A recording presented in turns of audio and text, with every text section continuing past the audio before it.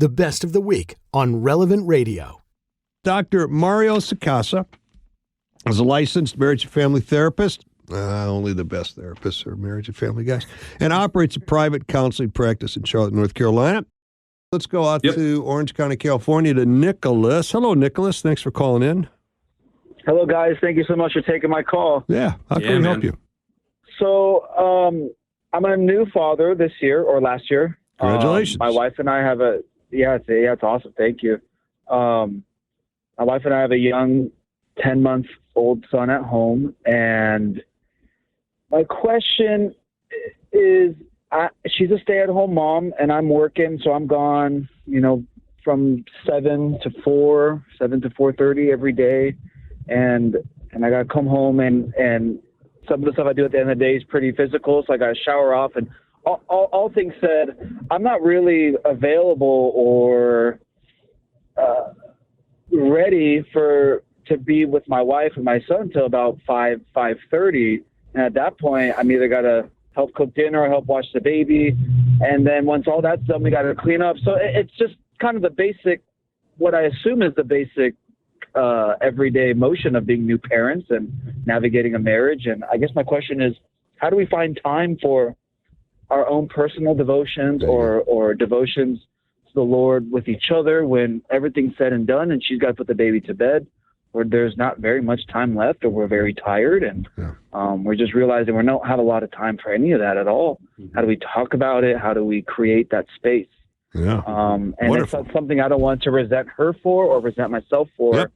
And maybe even opening up to something, like you said, today's topic could be, is this something I may need to speak to a therapist about, or just kind of get all these thoughts out of my head?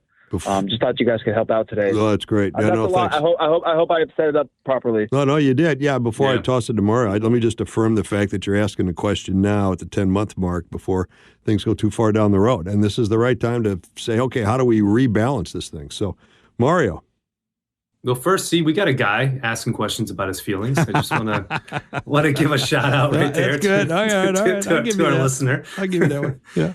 Listen, God bless you. Okay, like you are in the throes right now. I mean, like newborn, newly married. It's busy. It's busy,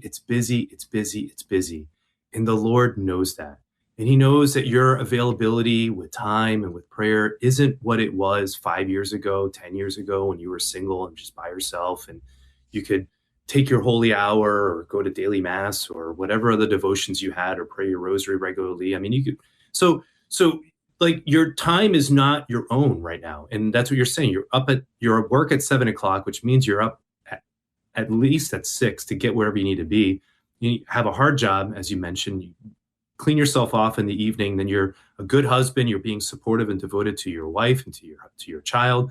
And then by the time the day is done, you're exhausted. And so you're trying to ask, like, all right, like, how do I squeeze in some prayer? How do we squeeze in prayer together? So first and foremost, like, just the two of you need to have an honest conversation just about the demands of time that a newborn has. And just be honest about the exhaustion that's there. And so just being honest about that in terms of making sure that the load is being shared appropriately, both with the intensity of it, but just even demands, like even just saying, like, I can't get up in the middle of the night right now because I'm too tired. Like, can you take that? It's okay. Working together as a team means that you're gonna have these conversations, and then including that to say, well, what does prayer look like in the context of our lives right now? And the two of you figuring that out and saying, okay, well, maybe it's when I'm driving to work, just turning off the radio and praying my rosary then, or listening to a simple podcast, or doing some type of prayer or meditation, or maybe listening to a couple Christian songs or something that's going to get me to start reflecting. Okay, if that's the best that you can do, that's the best you can do. Or even in the evenings after you put the kid to bed, maybe before you turn on a TV show or something, maybe you take a minute right there for the two of you to reconnect and to say even just a Hail Mary or something together, just to be together. Like, again, whatever it looks like now, it's not going to look like what it did when you were single, and it's not going to look like whatever it's going to look like in a couple of years, because this newborn phase, it passes very quickly, very, very quickly.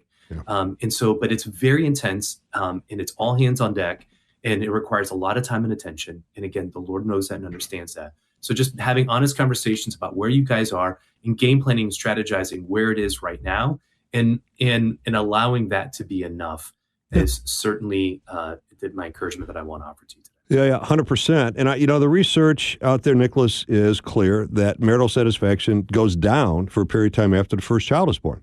And it seems counterintuitive because when we're so excited, we created this new life, this baby, we love the baby, we love each other, but you're exhausted, you're tired, you're not getting enough sleep, money is tighter, you're staying at home now, you lose that income, and the baby's fussy, and you don't have time for each other. So this is pretty normal. Satisfaction goes down. That doesn't mean you surrender to it. It just means you got to work a little bit harder at it. So the one thing I always encourage people, and I encourage couples to make a 1% daily investment in your marriage. And that 1% is like 15 minutes. And if you can't do 15, do 10. If you can't do 10, do 5. But don't let a day go by. You don't spend just a couple minutes looking at each other and just deepening your love. So just being affectionate and showing each other how much you love each other and talking about your day. Another real quick idea, like, when your wife is bathing the baby or she's nursing the baby, well, you sit there and you say the Rosary. You just kind of pray over her head, right? And that way she just follows along, whatever. You could tie the Rosary or some prayers or maybe some spiritual reading into while she's doing other things. So that's, you kind of combine a couple things. And the last thing I'd say is get a babysitter. And even if it's for 15 minutes so the two of you can go for a walk, right? If it's a neighbor who can come over, or another couple that that's got a small baby, you take turns so you can at least go out and get an ice cream cone or something. Get a babysitter so that you can get out of there for a little bit of time every week. Those are my thoughts. Does that help at all, Nicholas? I like the 1% one. We're becoming confirmed and getting first communion here in April. Oh, congrats, man! That's awesome. Yeah. So I guess our babysitter time, that's when we go to OCIA on Tuesday. There it is. Yeah. There it is. There it is. And I think because we're newly Catholic, we didn't grow up Catholic. I think that there's just the whole worldview shift and the new baby. And maybe there's just a lot going on too, and kind of just got to have a little bit of grace for myself and that's it, man. Grace with her too. Grace with each other. You're on it. Yeah. Nicholas, I'd love to hear more about your story coming into the church, but I got some other callers I got to get to, man. But I'm so happy that you called. Glad that Mario and I were able to give you a thought or two. God bless you. God bless you and your wife, your marriage, and that baby. That was the Best of the Week on Relevant Radio. The best way to listen to the Best of the Week is on the Relevant Radio app. Free and always free. Download and share the #1 free Catholic app today in the App Store.